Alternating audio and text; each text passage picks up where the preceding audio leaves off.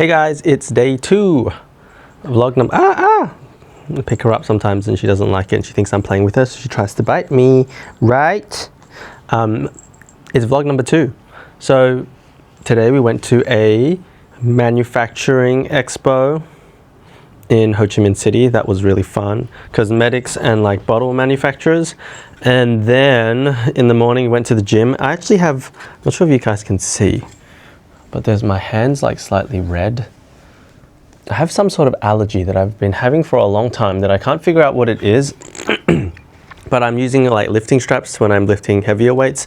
And then it's the pressure plus I think something that I'm washing the lifting straps with, or something that's coming into contact, maybe dust or something from the gym. And then I have almost like a red welt that takes like a few hours to go away afterwards. So I just tried washing my straps today with like body wash and rinsing them really well. So I'll see in a week if it's still the same issue. But yeah, since I moved to Vietnam, I've been having like a lot of allergy issues, just like more itchy generally. We found out one of the causes was like fabric softener, which was kind of annoying because Peter really likes the clothes being soft and smelling nice, but now we have to use vinegar. And then yeah, I don't know what the other cause is, but even now when we go on holidays and trips, I have to bring pajamas. I usually just sleep naked because it's the most comfortable, but whenever we go on trips I have to bring a set of pajamas or multiple sets of pajamas, as well as my own like travel towel, because I can't use the hotel travel towel. Last time I used the hotel's towel, I ended up like breaking out with rashes all over my skin. And I think it was the fabric softener because the towels were so soft, and the only way you get it that soft is through fabric softener. So yeah, that's my allergy. And then, so my parents are over, so we went to Yum Cha in the morning with my parents, and then we walked from the Yum Cha to the convention center, which was not too far. I think what surprised me most about the convention was Peter and I have never really been to like trade expos. So for anyone who hasn't been to a convention, it's like there'll be a specific topic. So this one was like beauty, makeup, cosmetics, and then there'll be like maybe like 100 different businesses that just set up stalls and you just walk between them. So previously, if you want to contact one of these manufacturers, you go online and you message them one by one. It takes hours to message them all, but when it's in person, you literally talk to them and go from store to store. So one of the things we wanted today was like perfume. We weren't sure if there was going to be any, but it was like close to the Yum Cha place. So we're like, okay, let's just go and see. And then look, today was the last day of the expo. So we were not expecting this, but like, oops, sorry, it's a bit loud. But a lot of the stores just gave us their samples to take home. So while we're looking for perfume for the clothing brand that I'm doing, I want to spray a scent on it. So when customers open it, it's like, oh, it smells nice. It makes them relax a bit. It makes them chill. So I think I can pick a scent that I like, but I don't have the patience to smell all of them. So I went and my job was to go and talk to these people, because there's so many people there, and some people are literally just there for free samples because it's open to public. So I'm like, okay, we don't want by the bottle, we want to buy like bulk, maybe like 25 liters. I don't know how many liters, but not like 100 ml bottle, 100 ml bottle, which a lot of stores or a lot of customers, when they come, I'm talking like business customers, that's what they want to do. They want to start their own perfume line and then sell it onto customers. But I just want to buy like bulk at the moment and then spray it onto the clothes. So every delivery or every order from a customer, the plan anyway for now, spray it onto the clothes and then they'll open it and then hopefully they like the scent. I think the hard part was like going and smelling all of them, because I'm like, I like this one, I don't like this one. So I'm like, Peter, come here. So Peter was the one smelling all the scents. And we got like 1, 2, 3, 4. Sorry, there's something in my mouth. There's like 5 different companies gave us samples, like 2 to 4 bottles each. And like one of them even gave us like a whole perfume bottle that they make, like a whole damn thing. So I was like, oh my God, that's so nice of them. But we're working with a fashion designer here to do the line. The clothing line and the branding and everything. So we pretty much pick scents that we like, and then we'll sit around sometime next week, I guess, and smell them all together and decide which one we want, and then contact the manufacturer and order it. But yeah, I was just so surprised that people just like, here, have all these samples, tell us which ones you like, and then if you like a specific scent from like a big brand, because obviously they can match the same scent from, let's say, like Chanel or like Le Labo, Tom Ford, and they can send you samples to see if it's close enough match for what you want. Peter and I's thinking is we don't want to do that because usually you cannot get an exact match on the smell. So we just want to get some random scent that we like that's not a replica of a big brand, because if not, it just smells like a fake scent. But the type of scent we're going for, so the brand's vibe is like chilled, laid back. So at the start, we're just like, we want a scent for guys. And then as we visited more exhibitors or like businesses there, we're like, okay, we want a scent for guys. It needs to be like a relaxing scent, not too sweet, like spring vibes. Yeah, and just giving them more descriptors, and they're like, oh, okay, try this one, this one, this one. Yeah, and that was a very tiring day. Oh, this is what I wore. I had to wear pants, long pants and shoes to this expo. So if you know Peter and I, we are shorts and tank top people, and like Crocs. But then we went and read the exhibition page, and it's like, no flip-flops, no shorts, or you'll be denied entry. And Peter and I have never been there before. And my parents are also like really chill people. They wear flip-flops, shorts, and a t-shirt. So I was like, okay, everyone, we kind of need to like dress up. So this is like the dresses we've been, even though we don't look very dressy. This is like very uncomfortable for me. The pants, these are Uniqlo pants, and they are polyester. So I didn't realize until I was talking to the fashion designer a few days ago, but it's really not breathable, and I just felt like I was sweating. Even though the material feels light and smooth, I was just like sweating, literally sweating my ass off in these pants, walking from the Yumcha place to the exhibition center. The exhibition center obviously has aircon, so once we got there it was fine. But I'm like, these are not the most breathable things in the world. Yeah, anyway, enough about the exhibition. Yeah, my samples. Look, okay, wait, maybe a little bit more. Like some of them are literally like, okay, they're not that full. This one's like half full. It's just like scents. And they just literally gave it to us. And then Peter also managed to get from one of them like a whole, these are like the spray perfume sticks so that we can spray it and see. So actually I'm going to talk about the clothing brand a bit more. The plan is to again spray it before customers open, but what we're going to have to do is literally find some clothes or similar fabric to whatever we want to do, or like a card, whatever we're going to spray it on, spray it, then seal it for like 3 days or whatever the average shipping time is, and then open the back all up and then smell, because perfume obviously changes, or like scents change the longer you leave them. And then we're going to have to see after we've left it for 3 days, is it still the type of smell that we want? So that's probably the next step. That's going to be really fun. Oh yes, onto yesterday's question that I said I would talk about. Why did Peter and I start content creation? So I was finishing my job. The company was like, company liquidated. So liquidation is when the company is like, okay, we can no longer operate, so it shuts down all its operations. Oh my God. This is another Thai inhaler. This one has herbs in it. Green one. So my company liquidated. I was finishing up my job and I didn't know what to do. And then in July, we went for a trip to Thailand, and then we caught up with some friends there. And those friends, they have been working in media for a long time. Peter and I, before this, I think we were not the type to post on social media. We didn't really post photos of ourselves. Anything, it's like photos of scenery or food that we ate. Then I was always kind of knew I wanted to try do something by myself, but never really knew what.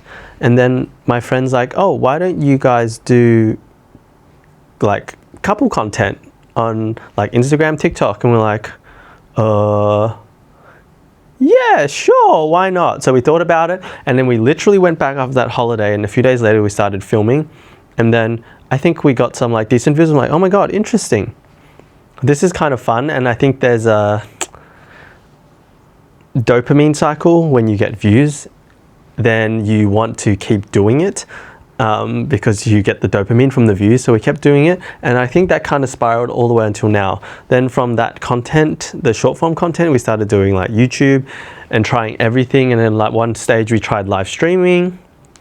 And I was telling Peter actually yesterday why I want to start doing this again. I think I enjoyed live streaming, but like streaming for like 8 hours and then you kind of have to set time so people know when you're going to show up is really tiring. But this is kind of just being able to talk to the camera, share my thoughts for maybe like 20 minutes, 30 minutes, however long I want, and then posting it whenever I want. And it's very flexible when I choose to film. Like right now, it's like 4 p.m. in the afternoon. We came back from the convention. And I was like, oh, I have a bit of free time, might as well do it. So that's why I started doing this.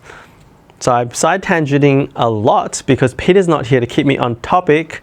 Not that there is any specific topic or agenda, but yeah, so that's how we started doing content. A friend suggested it to us. We got a bit of traction. We realized, oh, it's actually kind of fun. But at some stage, I guess everything, it's now like our job. I guess it's our full-time job whilst we're trying to do other things. But I guess what we like about it, it gives us like a lot of flexibility and freedom.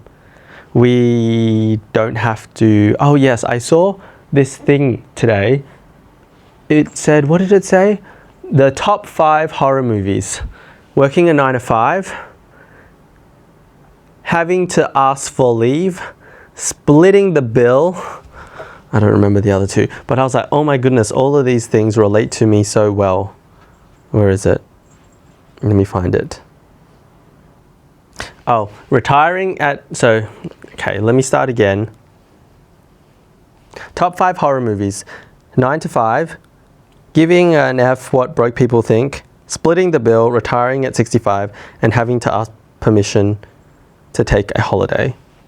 And I was like, damn, all those things hit, especially splitting the bill. I think I've grown up in a family where my dad was an immigrant from Malaysia to Australia, and obviously the currency power in Australia is a lot stronger than Malaysia. So whenever we would go back and we would eat with family, my dad would always be the one to try to get the bill. And I think in a way it's just like trying to take care of the people around you and not being calculative.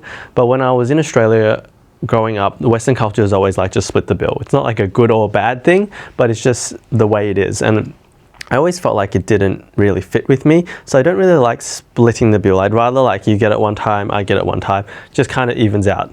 So long as everyone is like trying to take care of each other, I guess it kind of works.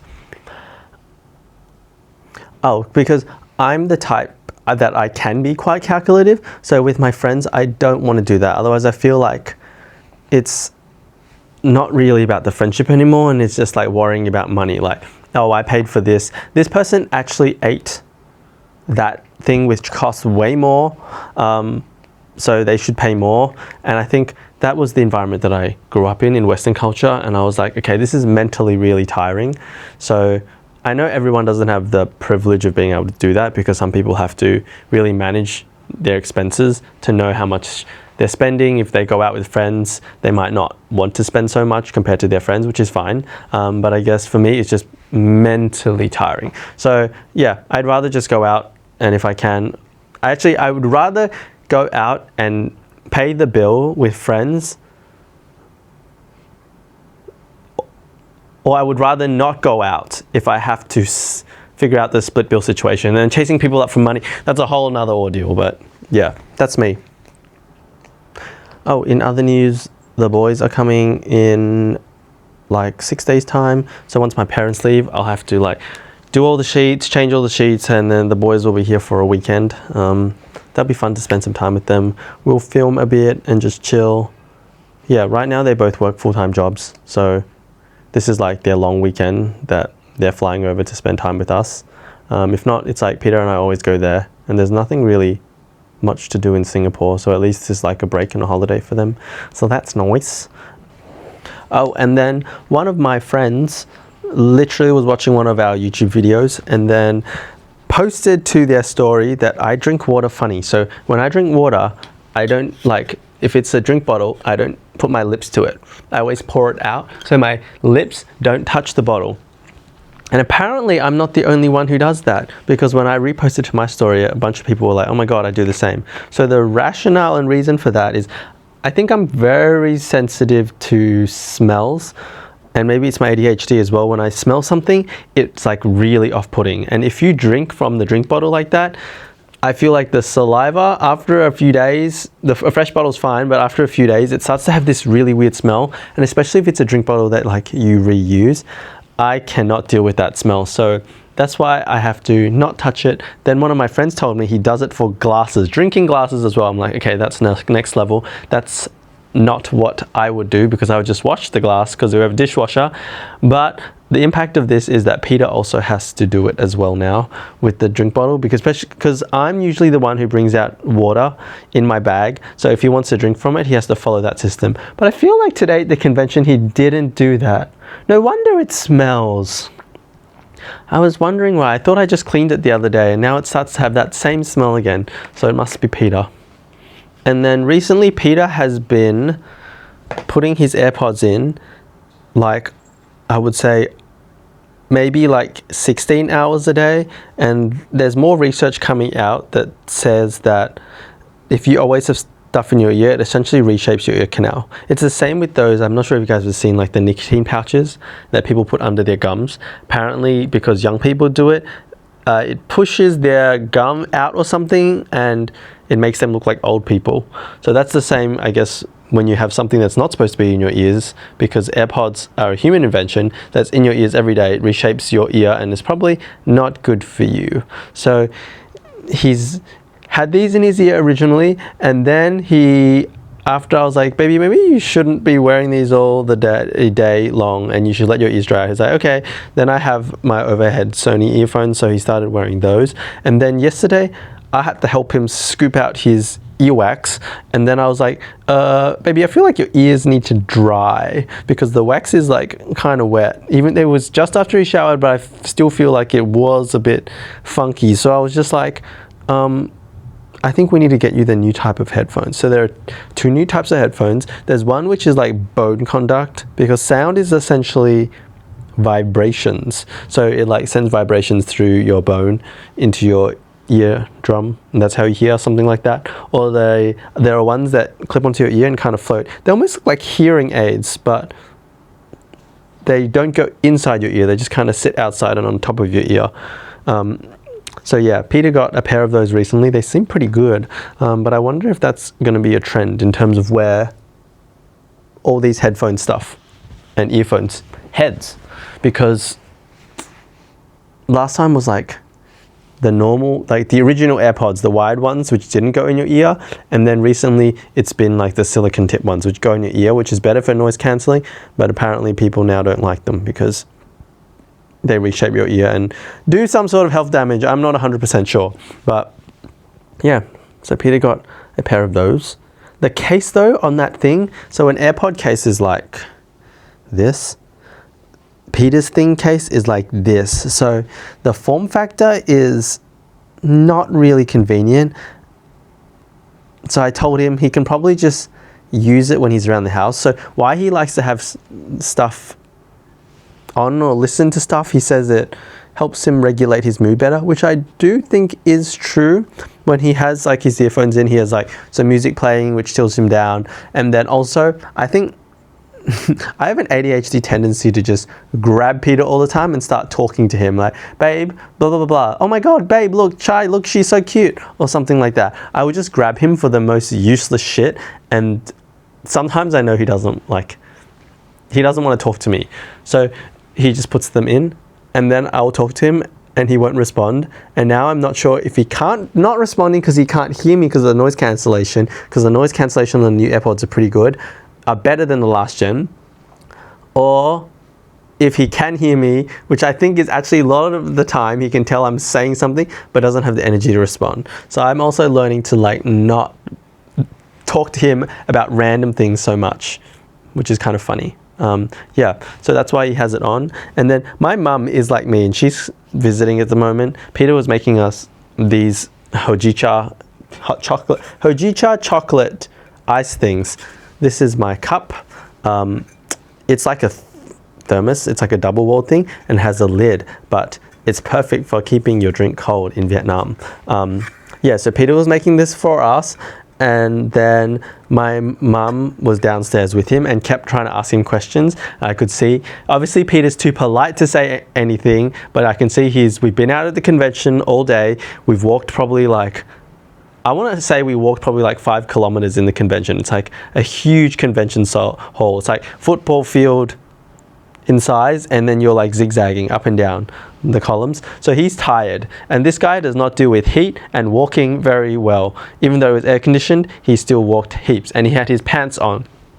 So I can tell he's worn down, and my mum is like, obviously she's trying to be nice to Peter, and Peter's trying to be nice to her because he doesn't want to be rude. But I'm like, okay mum, I think you have to stop asking Peter questions. He's got his headphones on and his face looks like he's really tired. My mum's like, oh, sorry.